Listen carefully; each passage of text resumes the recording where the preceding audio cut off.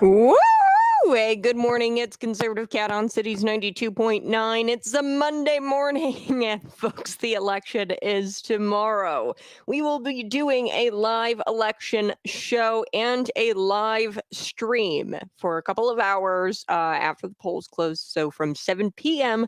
to 9 p.m. If you haven't voted yet, go vote now. Go vote now. Don't wait until election day. Go get it done now. So that way, if there's any hiccups like, oh, I don't know, imposter judges with fake election badges or fake official badges, like it happened in Pennsylvania. Trump won that lawsuit, by the way. They found out that they violated the code. These election officials in Bucks County violated the elections code. They had a bunch of people out there with fake election badges telling people to get out of line and that the polls were closed, and they closed the polls up way too early. They closed them at like 2 o'clock, 2 p.m., something like that. And they turned people away.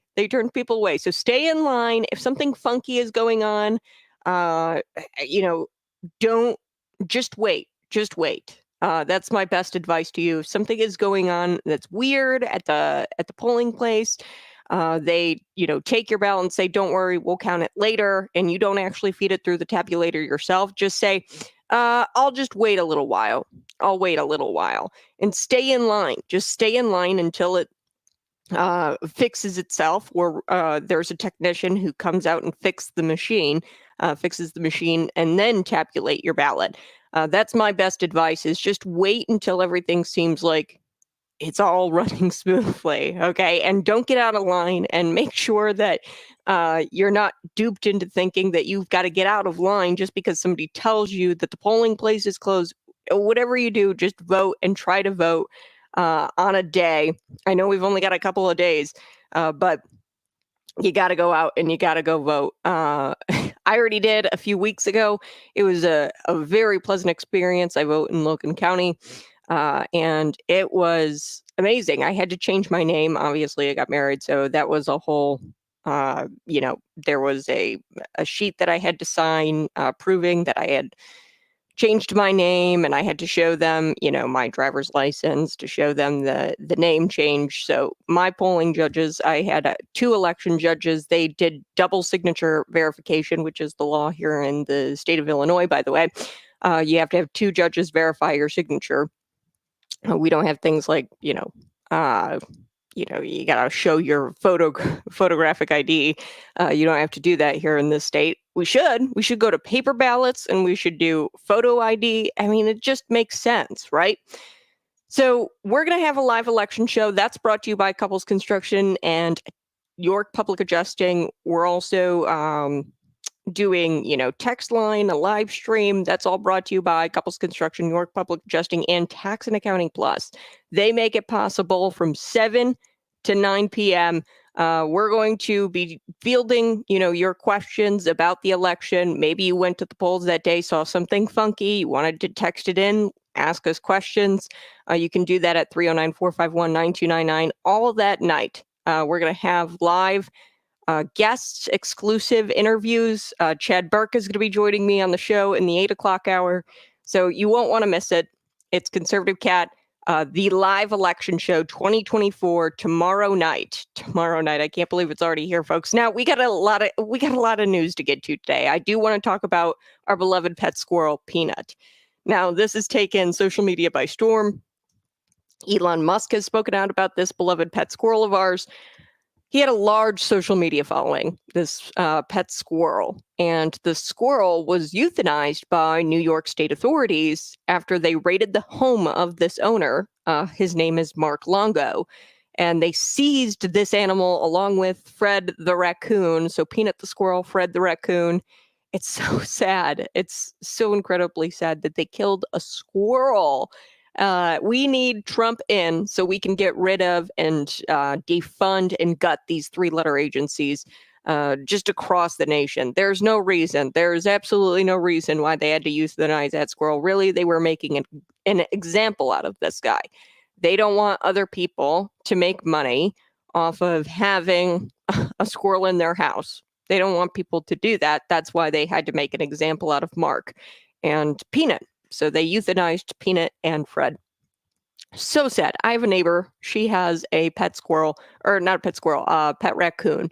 Love him. He's so cute. Not going to tell you where he lives because the authorities will come probably blow his head off. But this pet squirrel is more well behaved, I would say, than most dogs I encounter on a day to day basis. Okay. So when you rescue an animal, and domesticate them in your home, like Peanut was, they're wonderful pets. And the fact that the government wants to take that away from you is just shocking to me. All right, we're going to get to that story. Plus, this guy blew his hand off celebrating the Dodgers winning the World Series. I'm not much into, baseball, sports. I do watch Formula One. I watched some of Formula One last night, and it was an amazing race. It was so great. But this is going to shock you. The Dodgers won, and now you have Dodgers fans going out and looting and rioting, and I don't understand why. And you won. I'd hate to see what you did, what you would have done had you lost. So you've got Dodgers fans, they're shooting fireworks off in Los Angeles, and this guy blows his hand off, and it's all caught on tape, which is just truly shocking. Plus, this trans dude, trans woman, a man pretending to be a woman, he's not getting a job at Hooters like he wants. But the reason why he's not getting a job is going to shock you. He actually was accused of harassing these Hooters women prior to even applying to the job. And prior to even being trans, he's a customer and he goes in there and he harasses the Hooter girls. And that's why they said, hey, we've denied your application quite a few times, trans man or trans woman. I don't know, the man pretending to be a woman. We've denied your application, not because you're trans, but because you are sexually harassing the women here, and you have for a long time prior to you even saying you're transgender. So we're going to get to that story as well. Go ahead, find me on YouTube. Search it up in your search bar, Conservative Cat Show. You can type it in. Let's get into it. Elon Musk commenting on Peanut, commenting on this incident where the government overreached and kidnapped an orphan squirrel and executed him. This is what Elon Musk said. He says, quote, government overreach, kidnapped an orphan squirrel and executed him. So the situation obviously surrounds around Peanut. He's an orphan squirrel who had been cared for by this guy, Mark Longo, for several years. Now, I've been following, actually, so it really took... I was like so upset by this because, once in a while I'll scroll and I'll see Peanut, and this squirrel had a large social media following. Like 3 million people were following this squirrel. And I'd see the squirrel videos, he gives them waffles in the morning. He eats a little bit of waffles, and he's very entertaining, this Peanut. But the authorities conducted a raid on Mark's home, and I guess he got an anonymous, somebody waged an anonymous complaint, and then they seized Peanut and the raccoon named Fred, and they killed them both. So the New York State Department of Environmental Conservation confirmed that both the animals were euthanized so they could be tested for rabies after a person involved with the investigation was bitten by the squirrel. Okay, nobody was bitten by the squirrel. What liars. The squirrel, they lived on a farm. Who did it bite? And even if it did bite somebody, relax. Gosh, it's a squirrel. But yeah, I get it. What's raiding the home and killing the animal? I just don't understand it. So Peanut, like I said, tens of thousands of followers. 3 million if you look across all platforms. Instagram, TikTok. He was just taking social media by storm. Okay, so he was with Mark Longo for several years, who operates an animal sanctuary, and he rescued the squirrel after he witnessed the mother of the squirrel get hit by a car. And this was a very docile squirrel. He would climb, he would do tricks. He was actually kind of trained. He would perform tricks with Mark on social media. So wildlife officials have confirmed that it's illegal for an individual to own a wild animal. That's the case here as well in Illinois. You cannot have a wild animal unless you get a permit. So if you have a permit, you can. My neighbor, she had ducks and she has a cute little raccoon. And somebody in the same way launched an anonymous complaint against her, and they took away all the ducks out of her yard. But they didn't get the raccoon. But I guess somebody was upset with the ducks quacking, and you're not allowed to have ducks without a permit, I guess, which is absolutely wild. You know, I feel like if Peanut was given illegal immigration status and like went to Mexico, crossed the border illegally, he would have been treated better in this country than he was. He wouldn't have died this horrible death. He probably would have been given, a Visa gift card and a hotel stay and a large flat screen TV. I mean, why is it we treat illegal immigrants better in this country than our own pets? Than our pet, people who shouldn't be here, and we treat them way better than we do the animals, right? The Haitians, the cats, the dogs. Their Haitians are eating them. There's videos. I mean, this is wild. We have illegal immigration, and they could not even care less. The authorities there couldn't even care less about the illegal immigrants coming in and killing people. And they're worried about a dang squirrel. I just don't get it. So Mark Longo, he took to the internet and he says, well, internet, you won. He said, you took one of the most amazing animals away from me because of your selfishness. So yeah, this is wild. So the DEC, he says there's a special place in hell for you, the people who call themselves the DEC. He says, rest in peace to my best friend. Thank you for the best 7 years of my life. Thank you for bringing so much joy to us in this world. I'm so sorry I failed you, but thank you for everything. So sad. Let's take a listen to the couple. They own an animal sanctuary. Like I said, 300 plus animals. They're on a farm. I don't know who the squirrel bit, allegedly. But euthanizing, right? You get to make your case, right? And say, hey, the squirrel doesn't have rabies. It was obviously the squirrel didn't take somebody's hand off, right? Let's take a listen to the couple here and how devastated they are. They did an interview with TMZ. Here we go. We just learned that they have euthanized Peanut. And the raccoon as well. And the raccoon as well. I am so sorry. This must be really difficult for you. It not only tears my family apart, but Peanut was the cornerstone of our nonprofit animal rescue. And 10 to 12 DEC officers raided my house as if I was a drug dealer. I was sat outside my house for 5 hours. I had to get a police escort to my bathroom. I wasn't even allowed to feed my rescue horses breakfast or lunch. I was sat there like a criminal after they interrogated my wife to check out her immigration status, then proceeded to ask me if I had cameras in my house, then proceeded to go through every cabinet, nook, and cranny of my house for a squirrel and a raccoon. They got a search warrant? They got a search warrant. 4 departments and a judge signed off on a search warrant for a squirrel and a raccoon. And then they took them and killed them. Why did they go through all that to get a search warrant for an animal that had been with you very safely, and the world witnessed this for 7 years? Why now suddenly did they show up with a search warrant and take these animals? We haven't a clue. We don't know who made the complaints. Again, Peanut was an indoor squirrel, not harming anybody. He's been with us for 7 years. Not a single complaint was ever filed for this animal.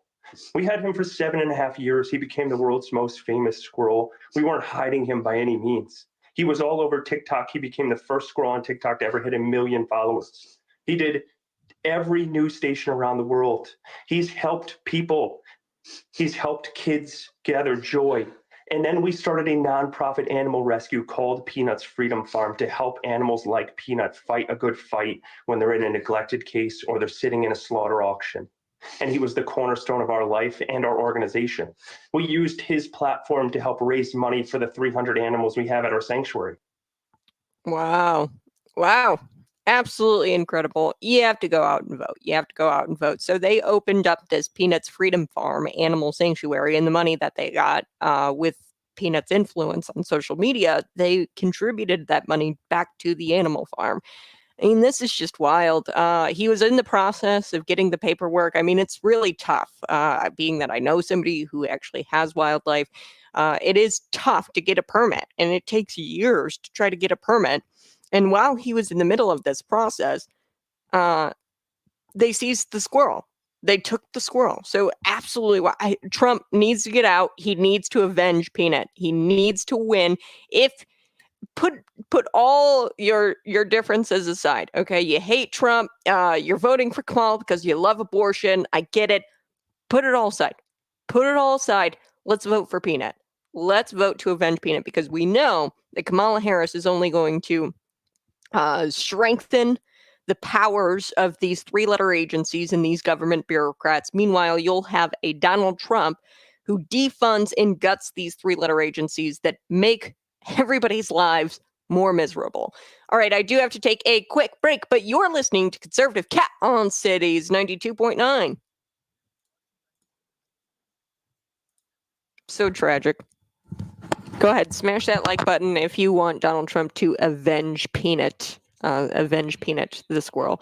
This is really sad. I was outraged. I know, isn't it crazy?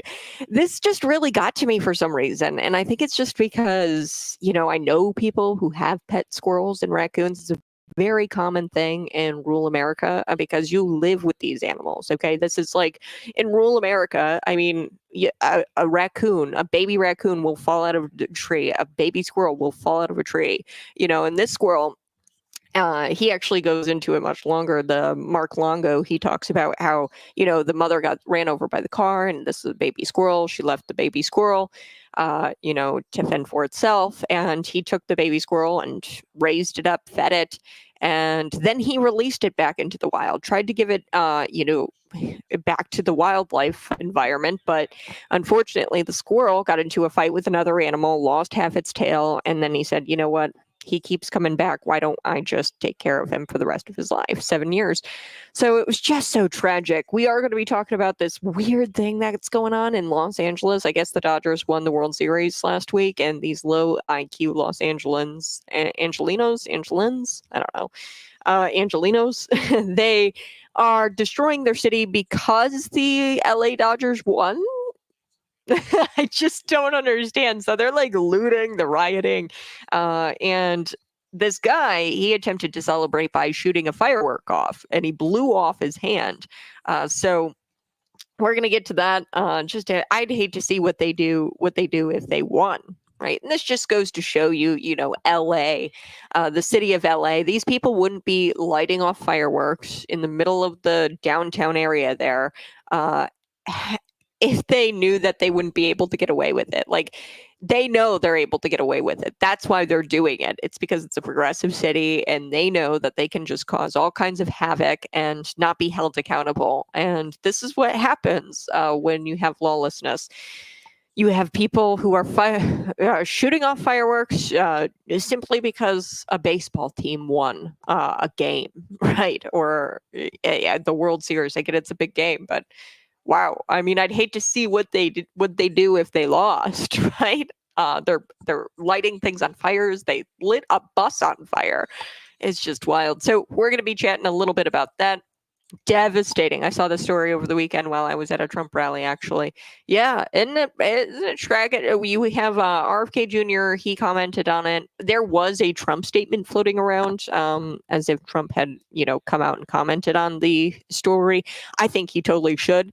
That would definitely, I mean, he's winning. He's got to be winning, right? I mean, I'm looking at the poll numbers now. They're saying that he's down in Iowa. Like, come on, you got to be kidding me. Down in Iowa? Really? I don't think so. But you know what that is. It's election interference. They're trying to get you to think that he is not going to make it past the finish line, Donald Trump. And they're trying to deter you from voting, especially in these rural communities, these red communities in Iowa. They're trying to deter those people from going out and voting on election day. So, yeah, well, I think that if he were to bring this up, the Peanut story, he'd win all 270 for the win, right? Electoral votes.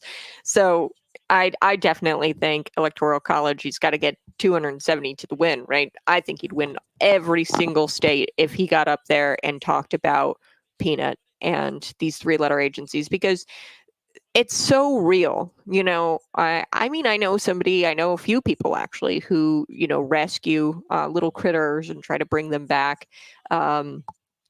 Feed them, right, and try to my in-laws, they all have horse farms, and I mean, you go after the pets. That's where I draw the line. And this isn't the first time. There's this meme that goes around, and everybody talks about how the ATF, Alcohol, Tobacco, and Firearms Agency, they kill dogs. They raid people's homes to find their firearms, their tobacco, their alcohol, right? And then they raid their homes and they kill their dogs. This has happened several times. It's gotten so bad where it's like it's like a trope on the internet where like people are like constantly talking about the fact that the ATF kills dogs. That's real. And these 3-letter agencies, like I said, they are destroying the country, the DOE, the Department of Education.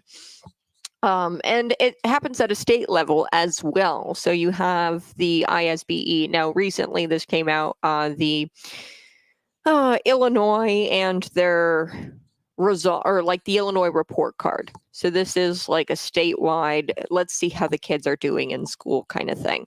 And it's all trending upwards. There's growth. Okay. So how I constantly say on this program, the kids can't read and write. That's still true. I think it's like, I'd have to look up the numbers exactly, but it's definitely less than 50% of kids can read at grade level. So we're looking at,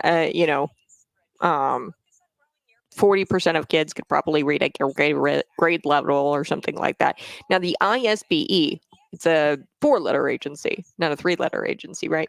The State Board of Education for the state, they, just a year ago, I think it was in 2023, changed the the proficiency requirements. So they lowered the standards for proficiency. That's why you're seeing this growth. Okay, there's no true way to see if the kids are actually growing because you've lowered the standards for proficiency. And of course, you're going to see some growth, especially when you've lowered those standards. But nobody's talking about that. They're just saying, "Oh, thank God, all the schools are doing so great." How do you know? You lowered the proficiency standards.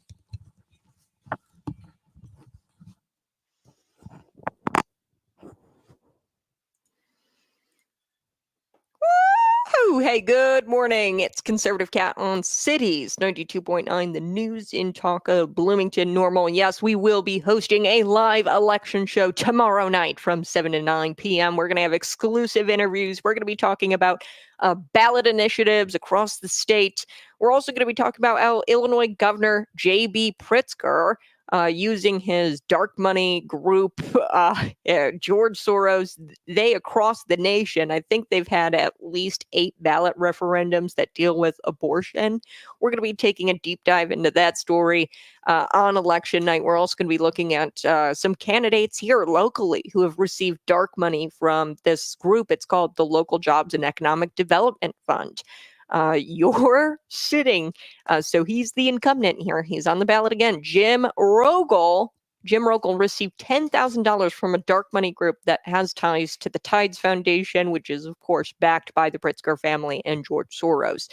Why would a McLean County board member need that kind of money?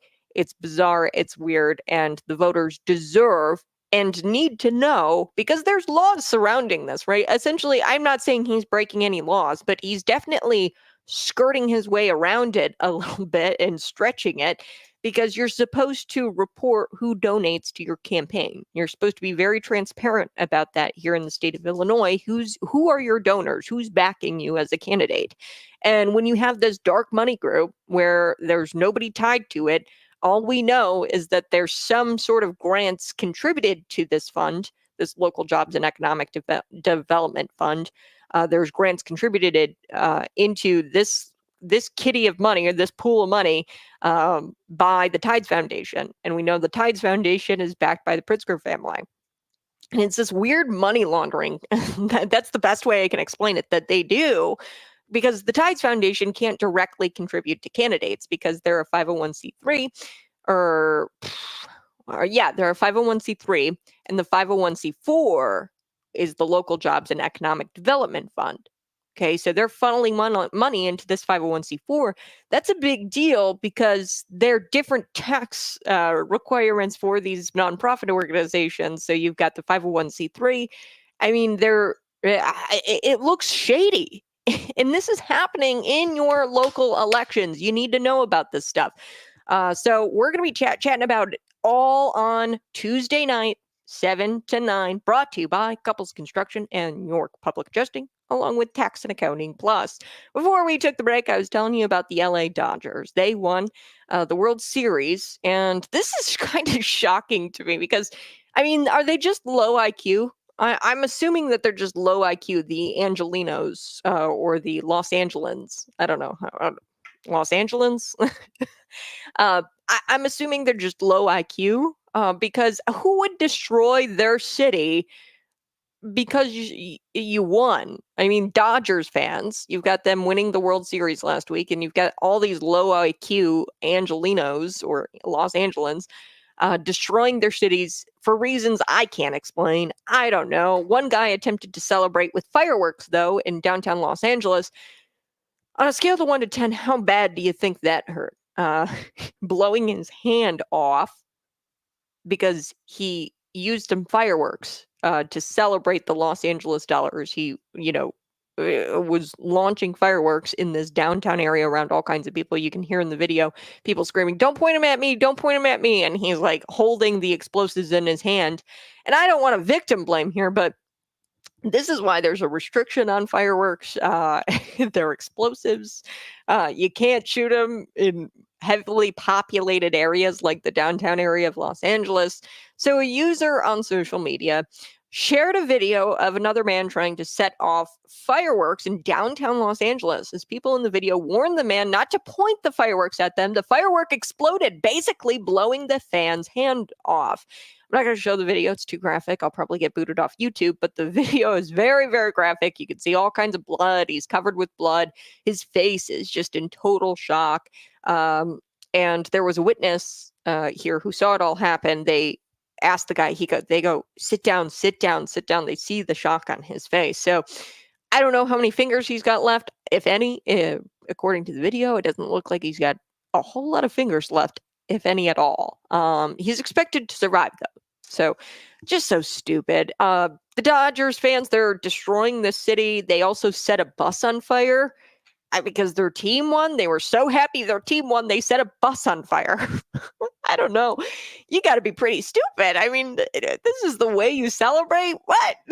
And that's deeply concerning. But we all know why this is going on. I'll get into that here in a second. But according to Fox 11, fans who gathered at watch parties in LA's Echo Park neighborhood, about a mile from the Dodger Stadium, were horrified as they watched some fans set a Metro bus on fire at the intersection of Sunset Boulevard and Echo Park Avenue. The authorities said initially some members of the celebration crowd began vandalizing the bus before setting some of the seats on fire, ablaze. So they started vandalizing the bus, but then they escalated to them, I don't know, setting the bus on fire. What's going on? So they've the police department here, the LA Police Department, they have officially issued and declared a tactical alert, which essentially allows the police agency to keep officers on duty far beyond their normal shifts because they're just destroying the city. Authorities said initially some LAPD officials also said multiple businesses in downtown LA were looted following the World Series win. Wow. So they're looting, they're setting buses on fire. There was a Nike store that was broken into, looted. So wild. So the Dodgers should be ashamed, really, of this fan base. They should come out and condemn it. And I don't know what is going on here because and this isn't representative of the Dodgers team or all of the fans. It's just a small portion of Dodgers fans doing this. But here's the reason why this is going on. These people know that they won't be held accountable, and they know that all they're going to get in LA, blue Democrat city, right? LA is a slap on the wrist for launching fireworks off in a populated area or setting buses on fire or looting a Nike store. Right? They know that they're going to get a slap on the wrist. That's why this is going on. Clearly, the policies of Los Angeles, this is something that they condone. And in fact, I think they even celebrate it. A lot of Democrats celebrate crime. They think that, oh, you're owed. And we're going to get to that here in just a second. There is in Portland, Oregon, a bookstore owner. She says that she's not going to stop any kind of election after the results come in. Any kind of leftist, if Trump wins, she's not going to stop them from rioting or looting her business. She goes, I don't think that they'll loot my business because I'm friendly to them. Oh, she is living under a rock, folks. But my point is that these people feel so entitled. In fact, they feel owed this ability, like owed to go out and cause chaos. They feel like they need to do this, and that the government just says, "All right, do it. It's go ahead. In fact, you're owed this. We just want you to be heard. You're just expressing yourself." No, quite literally, leftists believe this. So I'd hate to see how the fans would have reacted had the team lost. If this is how people act when their team wins, I don't want to know what happens when your team loses. LA Dodgers. Yikes. Right. I do have to take a quick break, but you're listening to Conservative Cat on Cities 92.9, the news and talk of Bloomington Normal.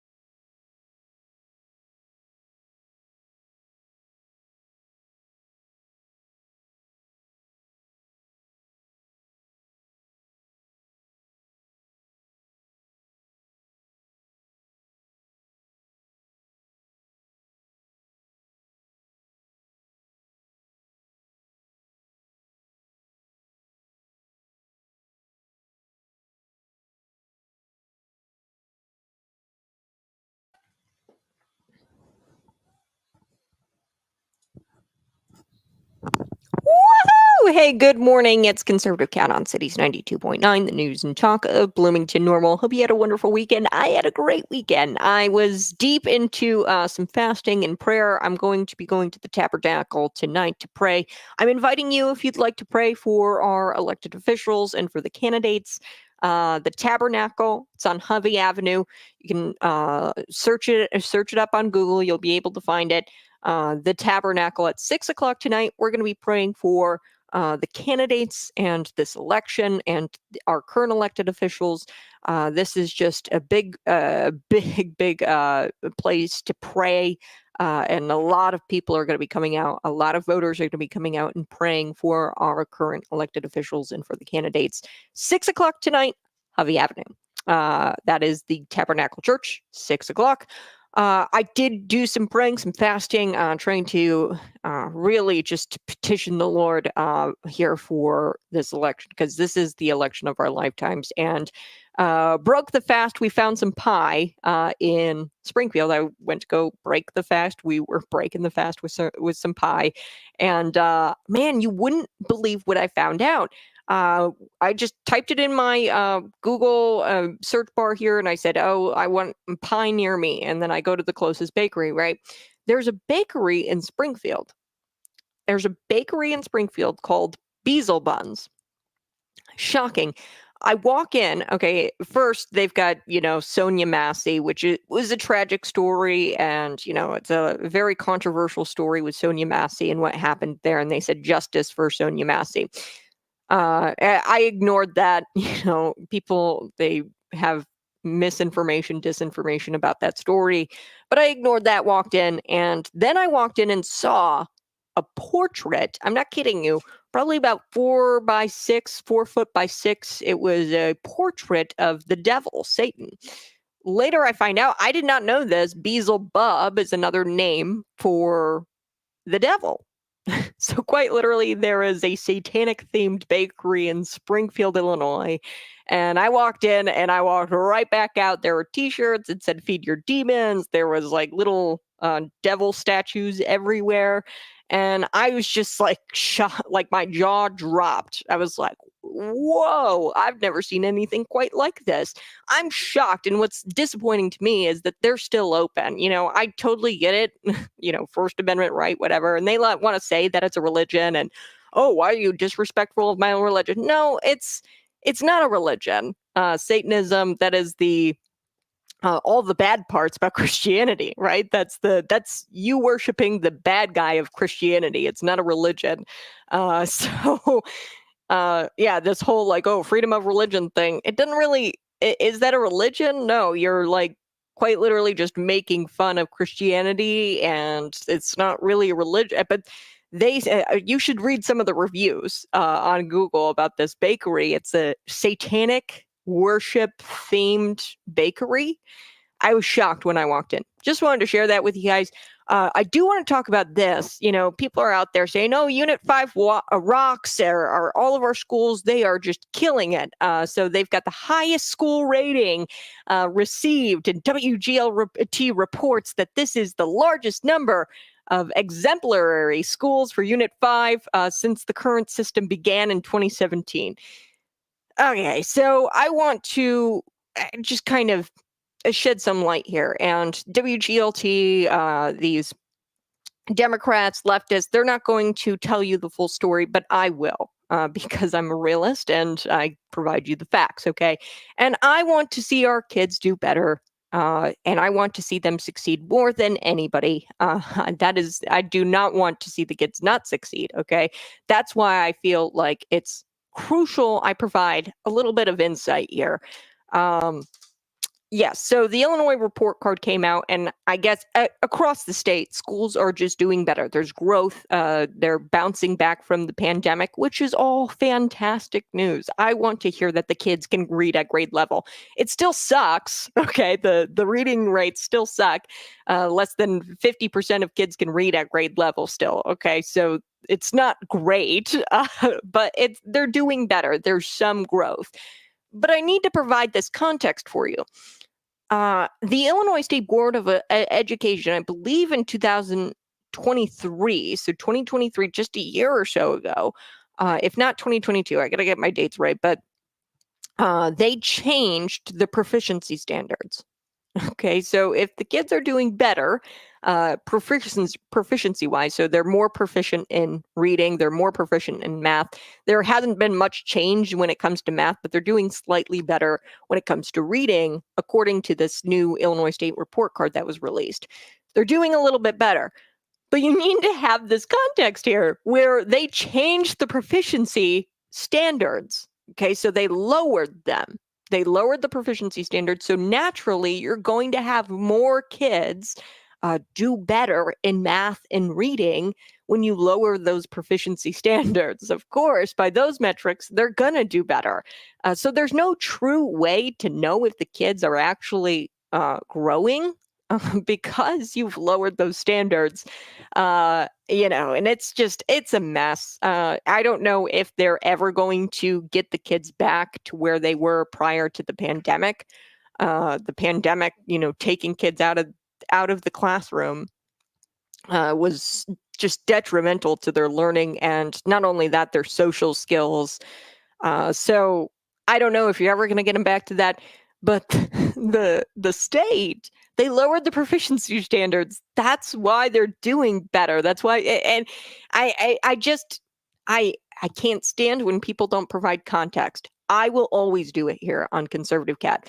I do have to take a quick break, but you're listening to Conservative Cat on Cities 92.9, the news and talk of Bloomington Normal.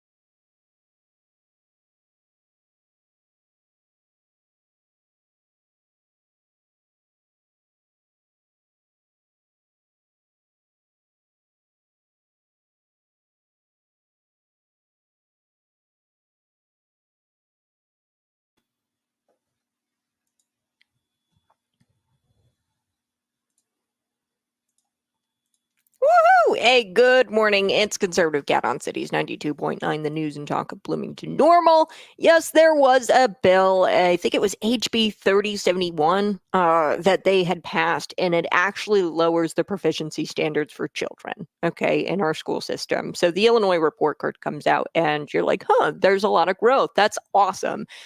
Yeah, I would say it is awesome. Only thing is here, they lowered the proficiency standards, so we don't really know if the kids are doing better in school.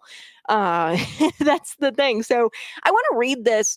This is a press release by the Illinois Board of Education regarding its 2023 report card. So the 2024 report card came out. Now, in the 2023 report card, when that was released, they sent out a press release, the Illinois State Board or the Illinois Board of Education, the school board of education, right? They sent this out, this press release. Here, let me read it for you, okay? The overall proficiency rates in both ELA and math remain below pre-pandemic levels. Okay. However, Illinois has some of the most rigorous standards for proficiency in the nation. Illinois' benchmark for proficiency is higher than that of 45 other states, according to the National Center for Education Statistics. Okay, so they sent out that press release. The legislature got cooking, they got working, and they lowered the standards, the proficiency standards, so that way, the 2024 report card comes out, it looks much better, obviously, because the kids can perform better if the proficiency standards are lowered. There's no true way to know if all of these schools had all this growth. So there's a lot of misreporting out there. It's misinformation when you don't provide the context. You've got WGLT reporting. This is the largest number of exemplary schools for Unit 5 since the current system began in 2017. This is the highest rating. It's so great. The highest rating on the Illinois state report card. But they provide no context when it comes to, hey, how are the proficiency standards from the previous year? What did those look like in the year of 2023? I do need to tell you a little bit about what Elon Musk had tweeted out too, by the way. He calls attention to some voting interference, some election interference going on right here in McLean County. So you've got this PAC. Okay, so it's called All Vote. I'm going to be chatting about that here next on Conservative Cat. And we're going to talk about how Elon Musk actually named McLean County in his tweet. The Illinois Statewide Terrorism and Intelligence Center is kind of investigating All Vote. It's a PAC. They're sending out false information via text message. So I'm going to be chatting about that here next on Conservative Cat.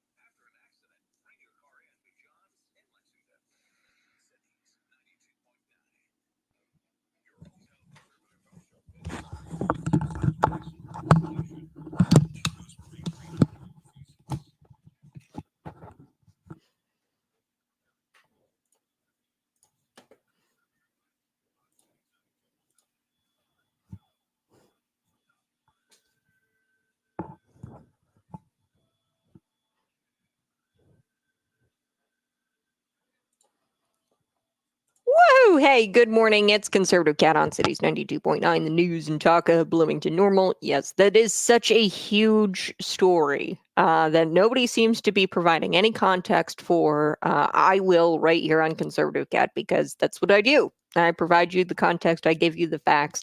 The fact is, the Illinois Board of Education, they changed the proficiency standards after the Illinois 2023 report card came out. You heard the press release. I don't think I've got to say it again, but they pretty much came out and they said, yeah, we've got the highest proficiency standards in the nation, or some of the highest proficiency standards in the nation. Subsequently, after that press release, the Illinois Board of Education released, after the 2023 Illinois report card, the legislature, they changed the proficiency rates. Okay, this past legislative session, right? That they changed those proficiency rates. So subsequently after that, the kids do better. Obviously you're going to do better if you lower the standards, right? So, I mean, did they really grow? Are there more kids that are proficient at reading? Is there growth in our Illinois school districts? You can't tell. You really can't tell because of the lowering of those proficiency standards. So I wanted to provide you context because there is a lot of misinformation and disinformation out there, and they're not providing you the whole story. You'll get the whole story right here on Conservative Cat, which brings me to this progressive group funded by anti-Trump billionaire Reid Hoffman. Okay, so this is it's called All Vote. It's a really shady. It's a profile super PAC. Now, I've seen them on Illinois State campus. I've seen Dave Kaler kind of chatting with the All Vote folks on Illinois State campus. People were sending me pictures saying, hey, Dave Kaler's here. You all know how I love Dave Kaler, which is another thing that really bothers me. Crystal Abel out there on social media. I love Crystal Abel's social media. She does keep up with the news. So Crystal Abel, she was talking about how the League of Women Voters, who's behind this whole ousting the county auditor after Michelle Anderson and the Champaign County auditor called out some misuse of government spending, they're passing these referenda now to get rid of the auditor and the position of the elected auditor, saying it's wasteful spending, which is kind of silly considering these auditors are some of the lowest paid government officials. And the League of Women Voters is out there and they've endorsed legislation now to protect the Mahomet Aquifer. This is rich because now I guess State Senator Dave Kaler, I brought him up. He's the chief co-sponsor of SB 3968, and this is going to protect the Mahomet Aquifer from the carbon pipelines. They're going to run these carbon pipelines underneath the Mahomet Aquifer. What's really rich about this, and like I said, I'm going to provide you some context here. Dave Kaler sponsored the original legislation when they were fighting it out. I will remember clear as day. Chapin Rose, he's a Republican. He was screaming. I think he even used some profanity on the floor, which was definitely warranted because you're taking away constituents' clean drinking water. Like, if anything, the government exists to provide clean drinking water to ensure that we have clean drinking water, right? Basic infrastructure, public safety. That's what I say the government's there for. And Dave Kaler, he sponsored the legislation that explicitly did not provide protections for the Mahomet Aquifer. Chapin Rose got out there and said, we need to protect the Mahomet Aquifer. Guess what the Democrats did this past legislative session? They rammed through this carbon sequestration, these wells, these pipelines. They rammed through that legislation. It's lifting the moratorium or lifting the ban once the FISMA, Pipelines Hazardous Materials Administration, Safety Administration, once they pass some guidelines for these things, then they can run the pipelines all across Illinois, Iowa, Indiana. And it's just, it doesn't make any sense because it actually causes more carbon. The whole entire process itself to clean that, the pollutants out of the factories, right, to clean it and to just liquidate the carbon, it emits carbon itself. So it's not doing anything. In fact, arguably, it emits more carbon than we had originally. So the carbon sequestration thing, and not protecting that Mahomet aquifer. Sharon Chung voted for it. Dave Kaler, they sponsored that legislation that explicitly did not allow for Mahomet aquifer protections. It also allows for eminent domain, so private corporations can come in and say that they need your land for these carbon pipeline projects. It's so rich. Now we've got Dave Kaler out there, and he's sponsoring a bill to protect the Mahomet aquifer. You got to be kidding me. And that's what these politicians do. They're like, oh, let me create the problem and then I'll find a solution for the problem, but the solution won't go anywhere, right? I mean, come on. You had a chance to protect the Mahomet aquifer and you didn't. You didn't. And now, because people are upset that their clean drinking water has been, will be compromised, now you're going to, get this, SB 3968, which isn't going to go anywhere. Come on, folks. We know that the private corporations, this Wolf Pipeline, the Navigator pipelines, these big corporations, they're going to bully your senators into not passing this thing. It is a nothing burger bill. This was just simply for optics because Dave Kaler knows he screwed up when he didn't protect the Mahomet aquifer when he had a chance. Okay, so anyway, I was talking about Dave Kaler and the all vote story. Okay, so on campus, people were sending me photos. Dave Kaler was there chatting with the all vote folks. This is a low profile super PAC, and it's funded by an anti-Trump billionaire, Reid Hoffman, and other Democratic heavyweights. And they are behind, this progressive group are behind these misleading text messages you may be getting as a McLean County voter. Okay, now these text messages are stoking concerns about voter suppression. And really, I think this is election interference. If you, boil it down, it's election interference by big Democrat donors and anti-Trump billionaires like Reid Hoffman. Okay, they're trying to suppress the vote and they're trying to interfere with this election. So although a low profile, now this is according to freebeacon.com, low profile super PAC All Vote launched this summer has sent false information via text message to voters in Pennsylvania, Arizona, Georgia, and other states about their voting status. CNN and the Philadelphia Inquirer and other outlets reported this week. So they talked about this week, the mainstream. Okay, so this isn't just crazy conservative cat out here. Mainstream journalists, that journalismers, as I like to call them, they are reporting this. Some messages inform voters who have already gone to the polls that they have yet to cast their ballots. Others have been provided inaccurate information about polling places, drop box locations, all of this. So the Illinois Statewide Terrorism and Intelligence Center said All Vote was behind these confusing text messages about the election. They are actively trying to interfere with this election right here in McLean County. Right here in McLean County, there's election interference by All Vote, this low-profile super PAC that's funded by Reid Hoffman or backed by Reid Hoffman, okay?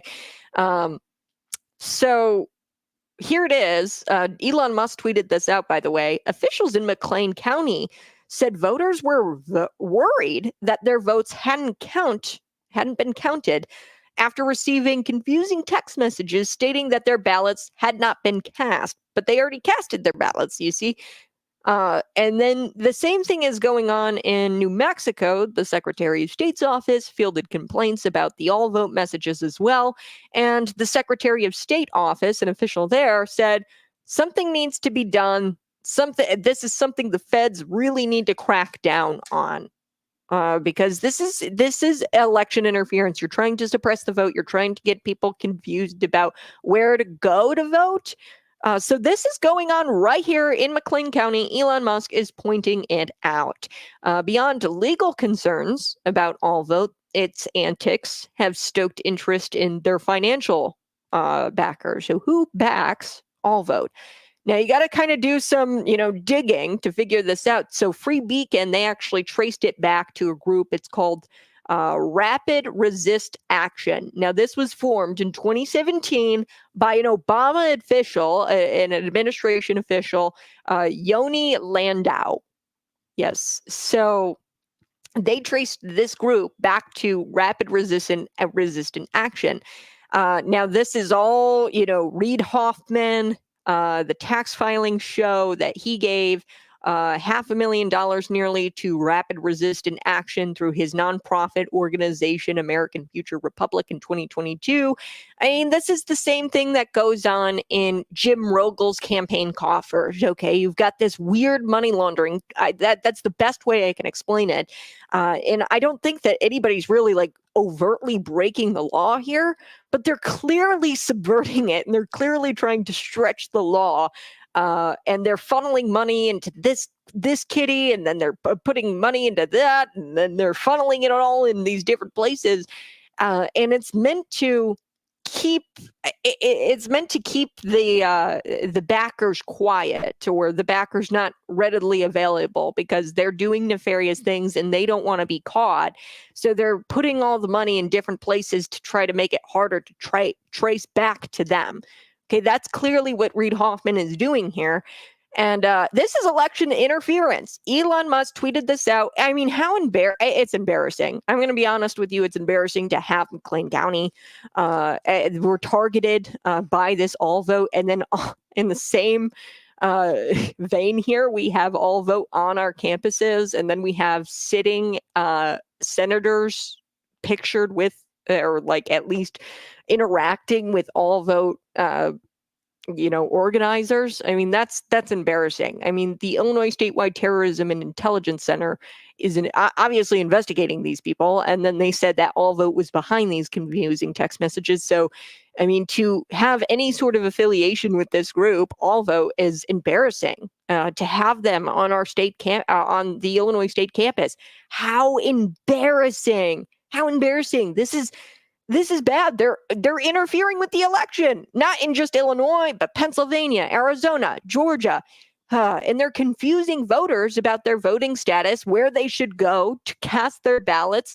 This is explosive. Explosive. All right, I do have to take a quick break, but when we come back, I want to talk about this transgender fellow. It's a trans man or trans dude. I don't know what you call him. It's a man pretending to be a woman, and he's suing Hooters now for not getting a job there. Now, here's the thing. Here's the rub. The guy has been harassing these women, the Hooters girls, for a long time, for weeks. And he was doing this prior to coming out as trans. Okay, so he was sexually harassing, really, these Hooters girls, and now he wants to get a job with these girls. And Hooters is saying, no, we're not going to give you a job. You've been harassing our waitress or our staff. And and now he's saying, oh, no, you just won't give me the job because I'm trans. And he's like lodged a formal complaint against them and a formal lawsuit, which is just wild to me. I'll be right back. It's Conservative Cat.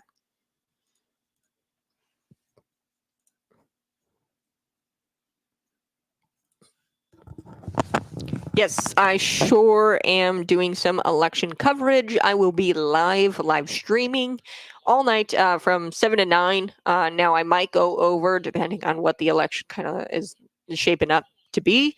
But most likely, I'm just going to cut it off at 9 because it's just going to be weeks probably until we get the actual results, which is just silliness. But I will be live, brought to you by Couples Construction, New York Public Adjusting, and Tax and Accounting Plus. I'll be live from 7 to 9. Yes, listen to my show instead of the talking heads on MSNBC. Plus, it's going to be more relevant to you if you live in Illinois. Don't know if you live in Illinois, but it seems like you do, because you know that Dave K is a liberal hack. But if you live in Illinois, this is going to be the show for you. We are going to go and we are going to look at these 3 ballot referenda that you had to vote on if you haven't voted already. The ballot referenda that says, oh, you can be held civilly liable if you intimidate an election official, which doesn't seem to I've tried so hard to find out if this is like a real thing where people are going into the polling places and intimidating or threatening their election officials. I think it's just something that they cook up in their head, to be honest with you. Now, there might be some cases. I'm not saying there's no cases, but I don't think it's as prevalent as people are saying. And they changed, as I walked you through, our law as it pertains to the election judge badges. So they're supposed to wear a little badge, and I survive in Illinois. Illinois. Yeah, it's annoying that we live here. Yeah, we survive. Actually, Trump came out, I think it was at a Pennsylvania rally, and he called out Governor J.B. Pritzker recently, and he said, I feel really bad for the Illinoisans who work or live there. He goes, he's the worst governor in the nation. That's what he said about Governor J.B. Pritzker at a recent rally. And then he said, I know the Pritzker family well. And I've speculated this, and I didn't even know this until Trump came out and said it. But I've speculated here on this program about Governor J.B. Pritzker because it's just like so evident that he is a public sector hack. I mean, that he couldn't survive in the private sector. And a lot of these people who work in government, now I'm not talking about the good people, who, pick up the trash, or the people who are on the ground doing the work, the grunt workers, as I'd like to call them, the police officers, right? I'm not disparaging, those people. I'm talking about the bureaucrats. I'm talking about the people at the tippity top in the public sector, the environmental health supervisors of the world. The fact that there's 2 of them in McLean County is just mind-boggling to me. And then they're going to say that, we should cut the auditor's position because she makes way too much money, and cutting her salary is going to save us a ton of money. Give me a break. Let's cut the one office that shouldn't even be there because there's 2 of them. Let's cut one of them, shall we? Because they make more than her. She's like the 73rd lowest paid.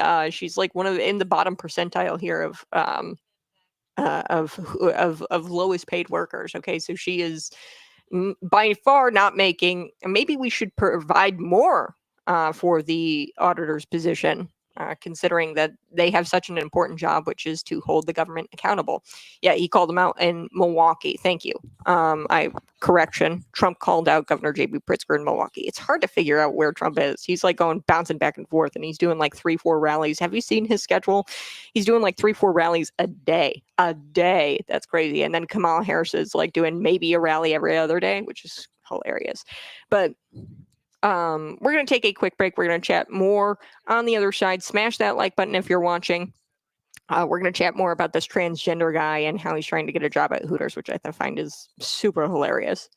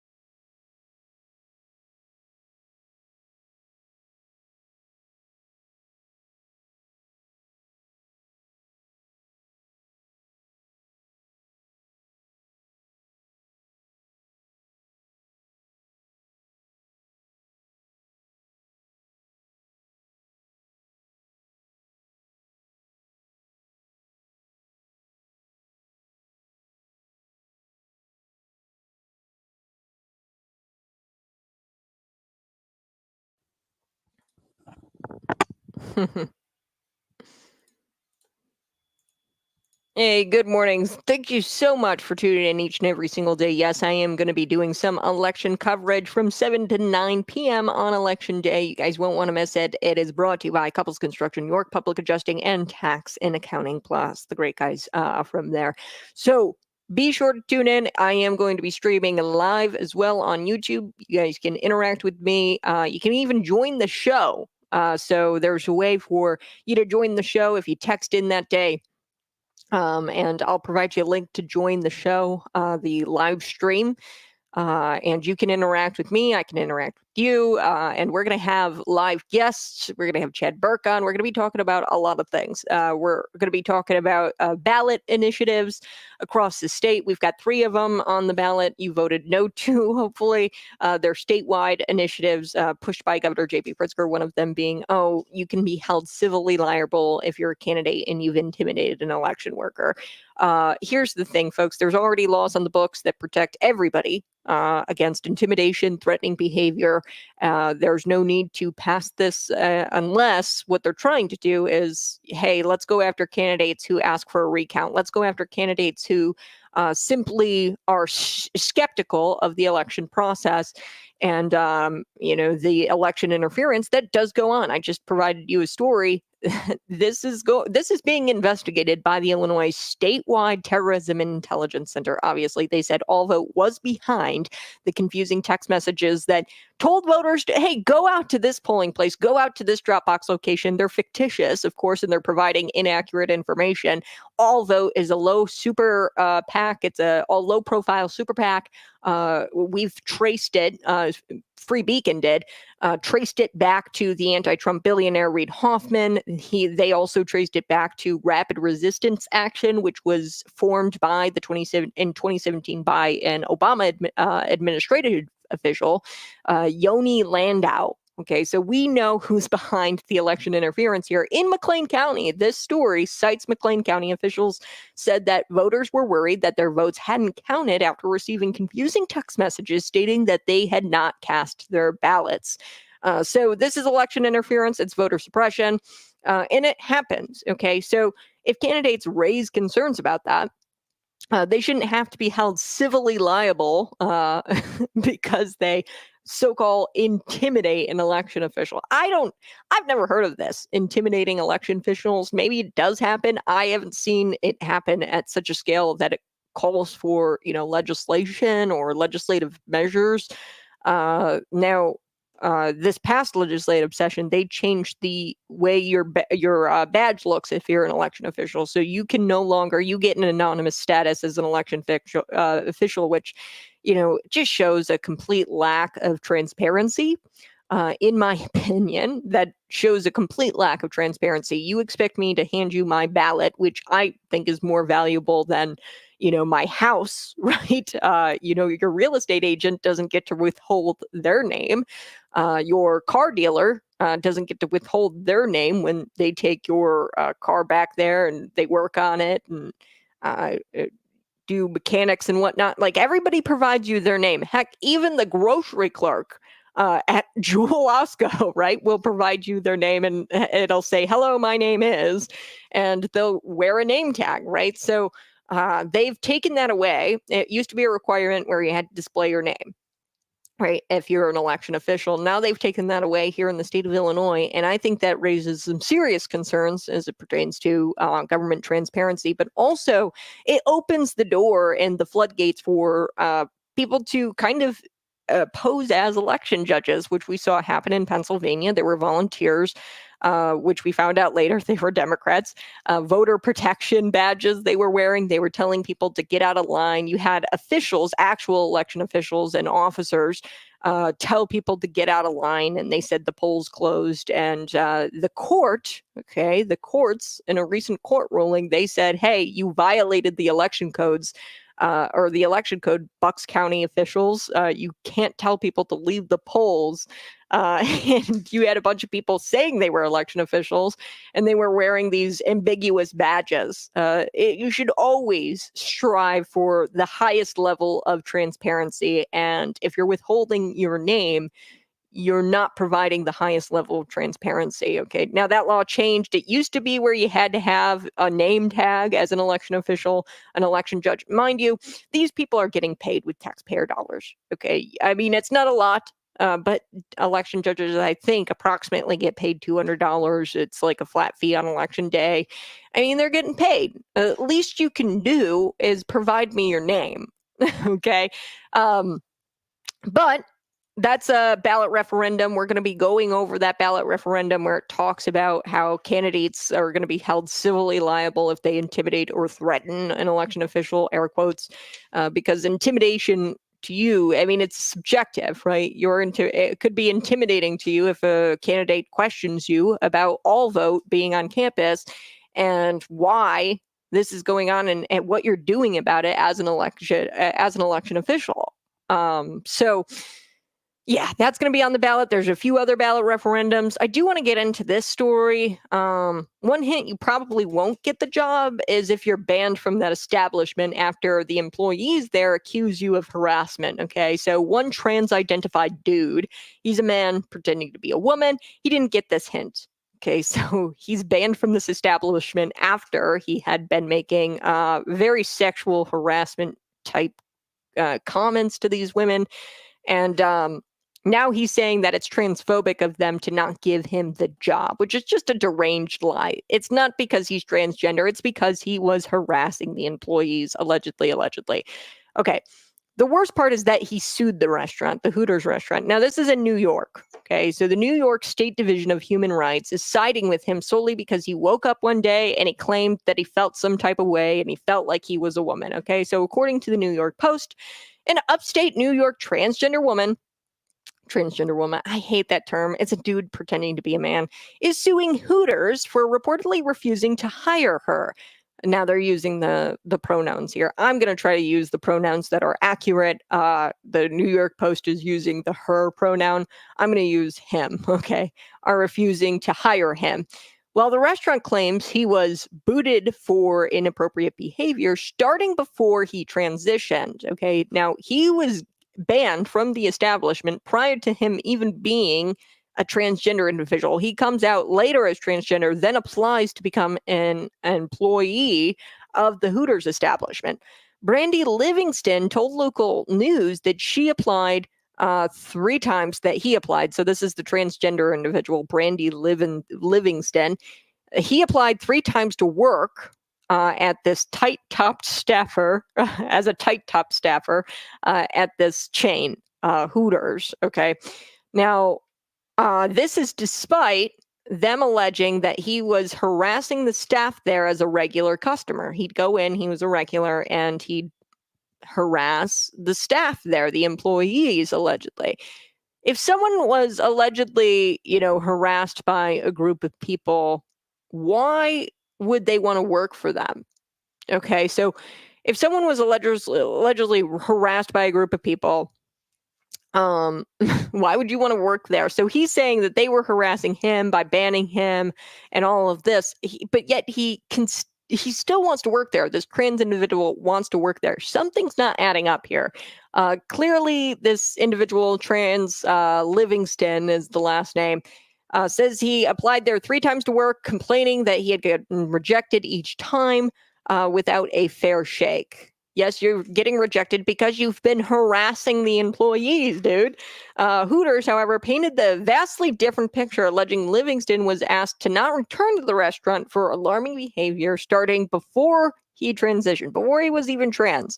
The wannabe worker made multiple servers uncomfortable by proposing marriage to these workers. I believe this, okay? I was a waitress. I worked at a sports bar. It wasn't like a Hooters. It was Heroes West in Joliet, actually. And even there, I mean, it wasn't a tight-topped place, right? I wasn't prancing around in tight top. You're kind of asking for it. I mean, if you're, working at one of these places, you're going to get probably sexual harassment comments. I mean, heck, even in an establishment where you're not tight-topped, they're going to make sexual harassments comments towards you. I mean, this actually happened to me. Proposing marriage. I actually had a weird regular. You get a lot of weird people out there. A weird regular came in and said he wanted to marry me. It was really weird. This guy, this wannabe worker, trans guy, he took it a step further. He was discussing masturbation. Really weird. He said that he had gone to the gun range for practice, and the next time he was going to visit, he was going to be well practiced from going to the gun range. So this is what Hooters told the lawyers. If what Hooters is alleging is true, which I wouldn't be surprised if it is, because it does kind of align with what my experience was in that industry, in the restaurant industry. You get some weirdos. Quick story. And I can't believe that this happened to me. I was working at B-Dubs actually in Normal.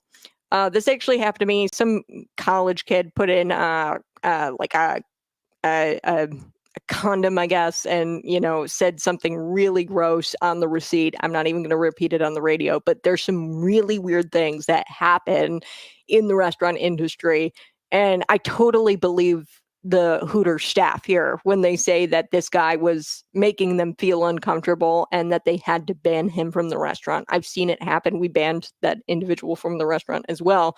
But Hooters, they told the lawyers this. And if this is true, which I believe it to be, this is a perfect example why you can't have trans rights and also women's rights. Okay, so the state of New York, they're beholden to this deranged ideology.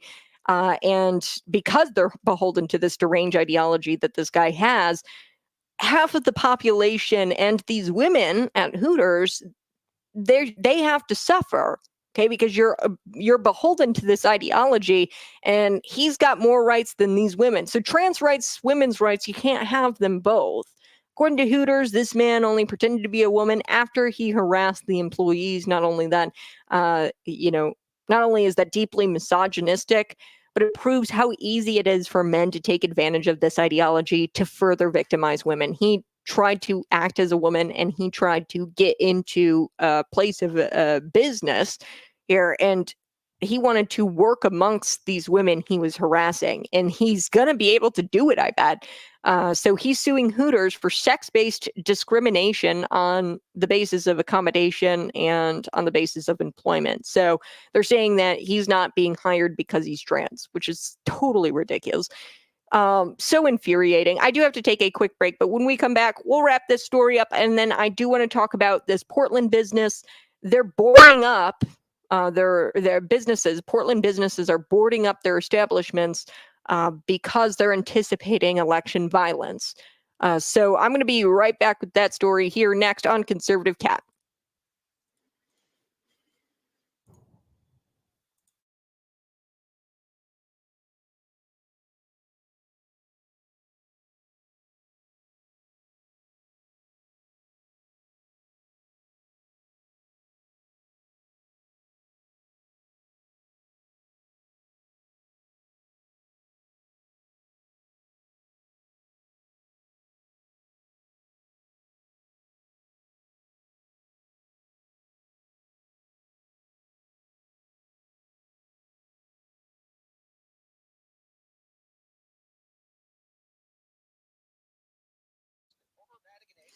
Hey, good morning. So do appreciate you tuning in. Go ahead, smash that like button, and we are going to be back talking a little bit about this story with this transgender individual.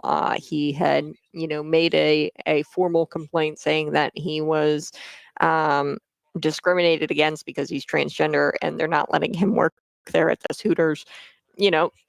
This is so sad. This is an ideology that's extremely dangerous to women's safety, and it uplifts misogyny at the expense of women's rights. Okay, so it's illogical, it's immoral, this whole ideology of the trans stuff. So this trans person filed a claim with the New York State Division of Human Rights, which says it found sufficient evidence that her rights may have been violated under the law. Wow, absolutely wild. So we're going to get to that. Plus, you've got all these Portland businesses. They're closing up their shops, anticipating election violence. But there's a store owner who supports the rioting.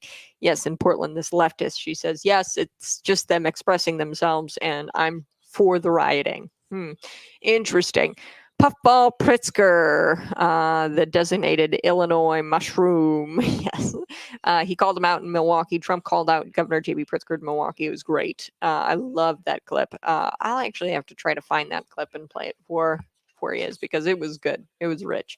We're going to be right back. Smash that like button, share this out with your friends. And we are going to be doing a live election show. There's also another ballot referendum we'll be discussing. It's a statewide referendum, and it looks at it's this fair tax thing. Governor J.B. Pritzker has been trying to get this thing passed for a long time, where it goes after the millionaires, billionaires, and it puts a 3% tax on them. We know that if you tax the millionaires, right, which is never really affects them, it always affects the middle class. If you tax them, if you tax, the highest corporate income tax, one of the highest corporate income tax in the nation, we see the effects of that. Okay, you put all these taxes on these businesses and these people who, are at the top. What they're going to do is they're just going to stop hiring the middle class, and it always hurts the middle class. It always does. So even if it is true and they will go after, the millionaires and their money, it never plays out well for the middle class if you tax them higher than everybody else, because they're just going to make it up in another way, and that's cutting jobs or raising the prices on goods and services. So it always hurts the middle class. So that's another ballot referendum we're going to be talking about on election night. Smash that like button. We'll be right back.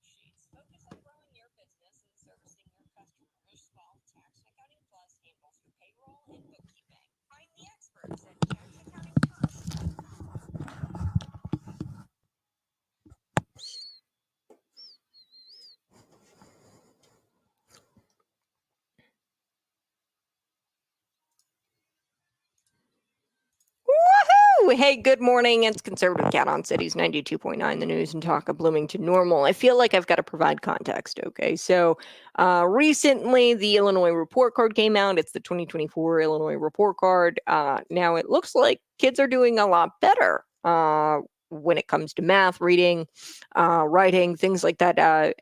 In the pandemic, of course, their whole lives were just destroyed. And their academic progress just decimated. But it looks like there's a little bit of growth. So, WGLT reports that this is the largest number of exemplary schools for Unit 5 since the current system began in 2017. Okay, so the Illinois report card, the system began in 2017. Look, folks, I got to provide some context here. In 2023, they changed the state legislature changed and lowered the proficiency standards. So seeing growth in 2024 should not shock anybody, because when you lower the proficiency standards, of course, more kids are going to fall into this category of proficient. So that's what's going on here. There's no true way to tell. And believe me, folks, I am the first person who wants to see the kids do well. Of course, I want the kids to read at grade level. And we're talking about, there's some growth. It's not like a crazy amount of growth.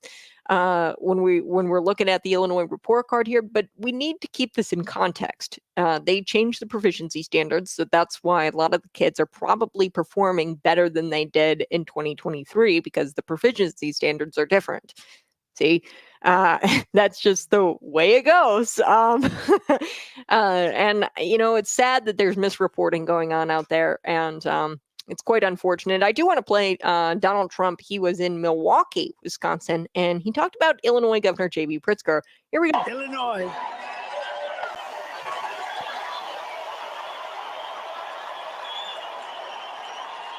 Illinois.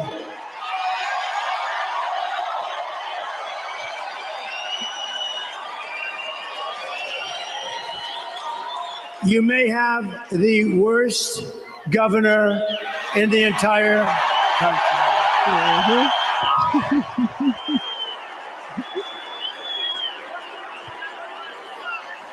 Thank you very much. Yes, we do. He's terrible.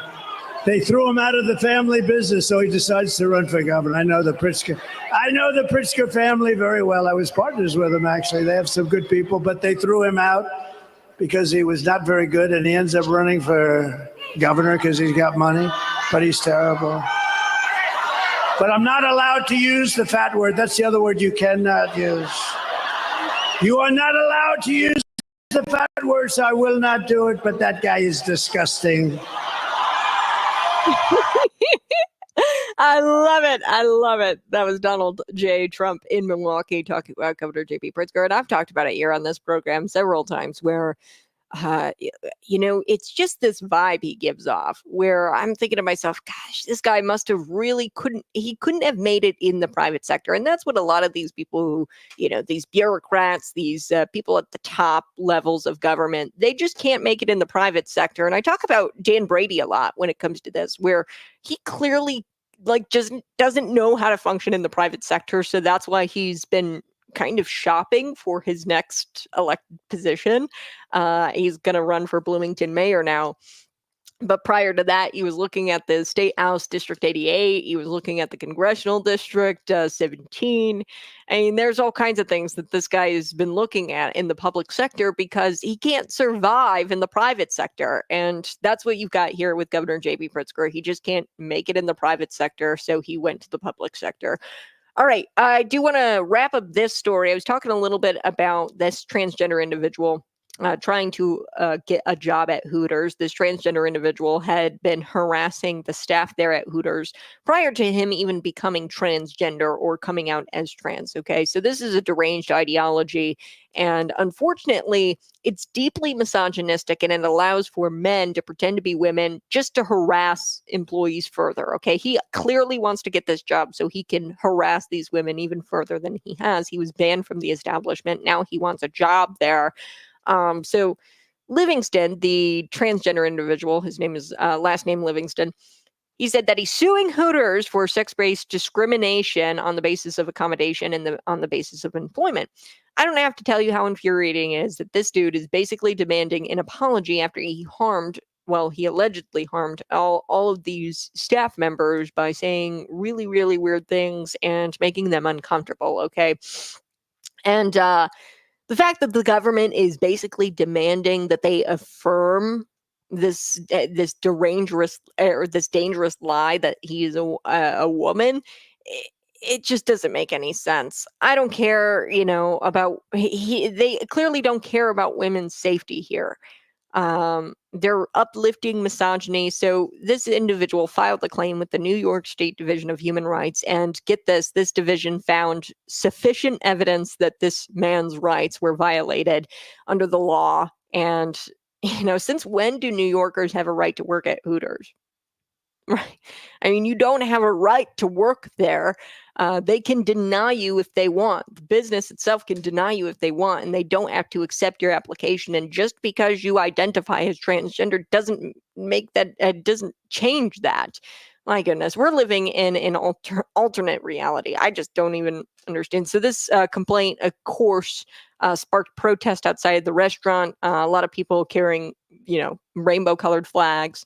sex-based discrimination is wrong. There's some signs that say that trans women are women. There's some signs that say that this insanity is just, getting out of hand. They're fighting the invisible patriarchy, but at the same time, they're uplifting misogyny. This guy is harassing women, and he wants to further harass them by being a coworker of theirs. All right, I do have to take a quick break, but you're listening to Conservative Cat on Cities 92.9. Hey, go ahead, smash that like button. I so do appreciate you tuning in each and every single morning.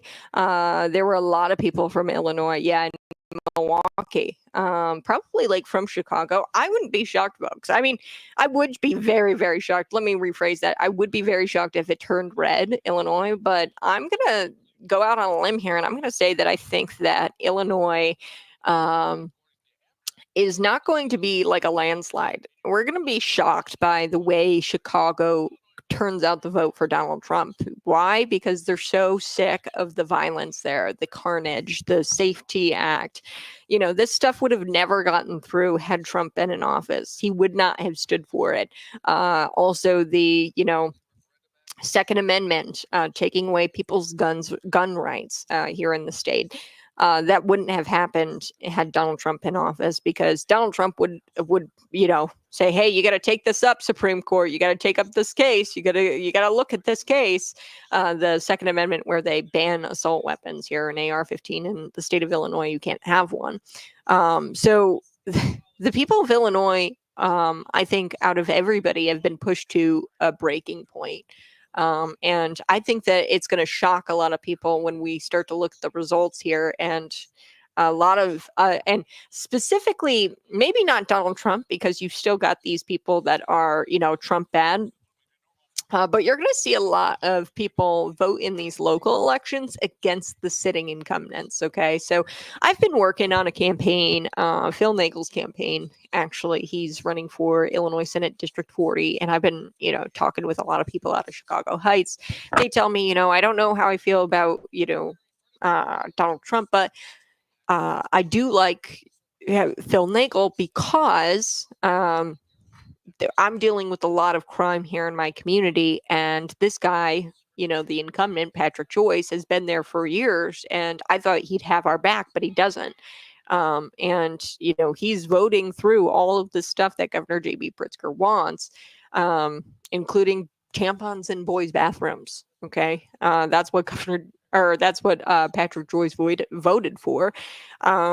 And people are not too like, these people are not like socially liberal by any means. They just want to be left alone, and they want to be able to go out their door and not be shot. Okay, that's what they want. They just want to be left alone, and it's making it harder and harder. The legislature in Illinois, they're making it harder and harder on just everyday Illinois residents to make a living, to be safe, to keep their kids shielded from this radical trans ideology. And people are saying enough's enough. So if not, they're not going to vote for Donald Trump. They're definitely going to vote red down ballot. So I think it's going to shock us all. We're going to be right back. Go ahead, smash that like button and share this out with your friends.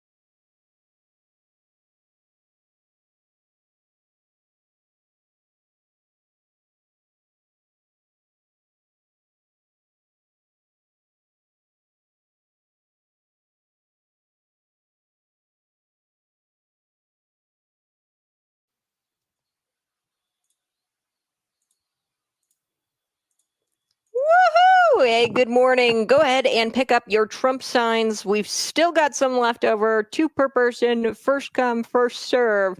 108 Boykins, we have your Trump Vance signs. If you want to pick one up today, you can do that before end of business. And we've got them right here at the studio for you if you'd like to pick up a couple of them. You can pick up a couple of them. First come, first serve. It's 108 Boykins Place. Now, before I took the break, I was telling you a little bit about Portland. Okay, so Portland businesses, they are boarding up their businesses in anticipation of leftist outrage. If Donald Trump gets in, that's all you really need to know about the city of Portland, by the way. So this bookstore owner is actually claiming she's not worried at all because she believes the left won't go after her because she's one of them, right? And she goes as far as to say that actually they're just expressing themselves. So according to the Post-Millennial, Portland police, as well as other city leaders, gathered to discuss the violence that's already occurred with ballots being burned in these drop boxes. There's ballot drop box locations. Now, one thing that you need to know about Oregon is they just do mail-in ballots. So all they have is drop boxes. They don't have any in-person ballots at all.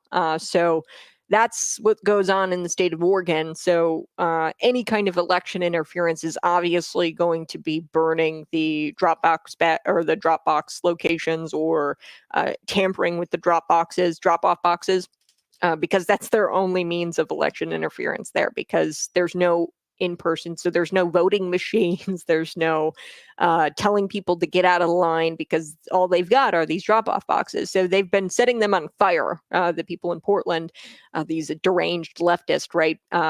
How do I know that? Because they write the word Gaza or Free Palestine on them. So according to Catherine Morgan, she's a leftist owner of Grand Gesture Books, and she, on her Instagram page, says that she's a woman, queer-owned business, okay? So she goes, when I got the business, the windows were boarded up because of the protest, George Floyd protest, right? And they never came down. For me, if people chose to riot, I feel like we need to listen to people. That's what this bookstore owner is saying. We need to listen to people. Question, how does one listen to people who destroy their businesses simply because they're emotionally weak and they can't handle the fact that Donald Trump was elected? What message? What are you talking about?